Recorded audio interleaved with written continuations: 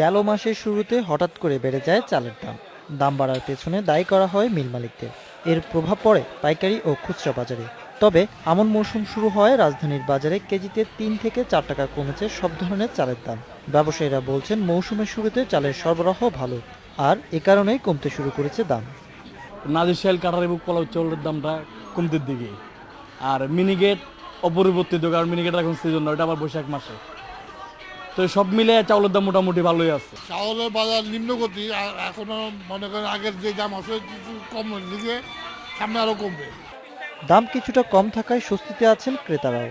চাউলের দাম আগের চেয়ে একটু কমছে, কারণ আগে যেটা এই চাউলটাই 52 টাকা করে কিনতাম, সেটা আজকে আমি 47 টাকা করে নিলাম। ভাত ভালো হয় যখন আপনার 4-5 বা 5-6 মাস পরে আপনি ভাত রান্না করেন, ওই চাউলে ভাতে বরকতও বেশি হয় এবং ভাতটা ভালো হয়।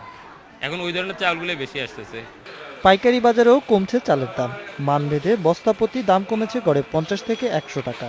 আমাদের যখন নতুন চাল আমদানি হইতে শুরু করছে, এখন মেলারাও কিছুটা টাকা কমাই দিছে। প্রতি বস্তা ধরুন 20-30 টাকা, কোনো কোনো ক্ষেত্রে 50 টাকা পর্যন্ত কমাইছে।